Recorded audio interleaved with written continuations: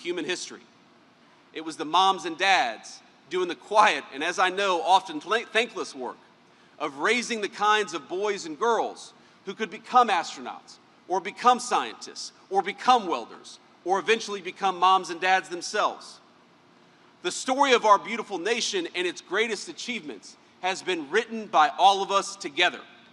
Some of us contributed a few sentences, and others contributed whole chapters of the book, but it is the story of our people.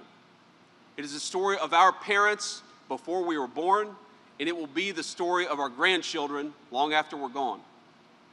The story of this country is one of a foundation laid by normal, common, and good people who make the great achievements of Western civilization possible.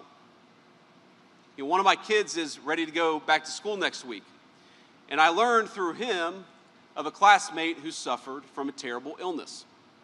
Little girl, beautiful little girl. And as fate would have it, just a crazy coincidence, I actually knew a little girl when I was growing up in Middletown, Ohio, who suffered from the exact same illness. And what I remember is that back then, it was considered a death sentence. And now it's serious. I don't want to underweight it, but this little girl is expected to survive after she gets her course of treatment. Now think about this. In just a single generation, a disease has gone from a death sentence to another very difficult problem that Americans together can fix. From the people who are making the therapeutics, to the people who are designing and building the facilities where they're made, to the men and women who manufacture the steel where the medicines that saved that little girl's life were made. It's not possible without all of us working together.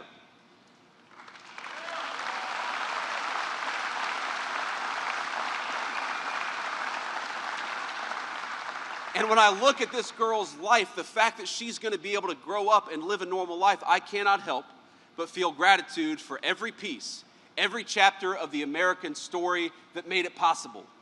To the researchers and scientists, think about this, who have toiled for decades finding treatments to the world's most difficult diseases. To the businesses, the parents, the private citizens, the philanthropists who funded the kind of moonshot research to take this disease to be something that could be treated.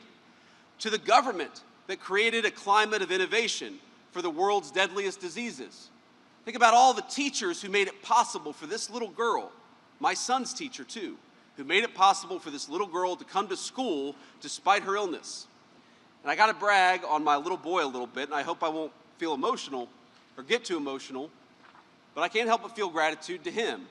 Because I got a note a couple months ago, every father will appreciate this, and he told us that in this girl's weakened state, even though she was still trying to come to school most days, that their daughter was worried about going down the steps to the playground, but that every day our little boy volunteered to hold her hand and make sure she got to go to recess with confidence.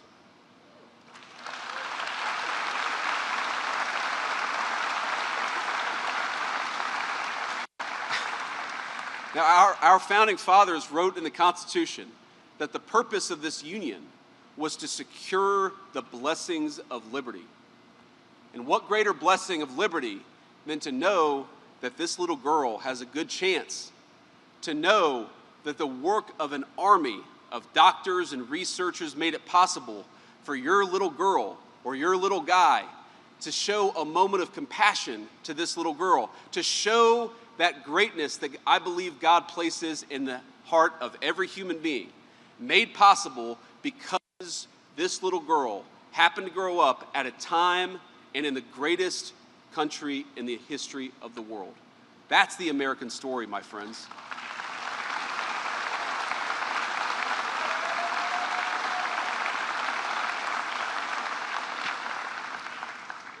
Look, it's not my job to tell you how to live your life. It's not my job to tell you who to fall in love with, how to worship, or even whether to root for the Bengals or the Browns. Though, sorry, John, you should be rooting for the Bengals. You too, actually, Bernie, you're probably more of a Cleveland fan than John is. But my job, the job of the President of the United States, the job the President demands of every single person in his administration, from the Vice President on down, is to fight for you. It's to fight for your blessings of liberty.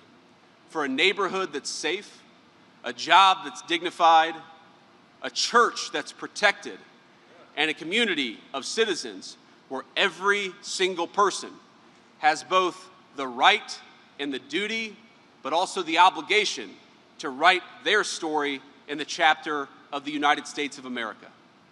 And so, my fellow Americans, my fellow Ohioans, my fellow Middletonians,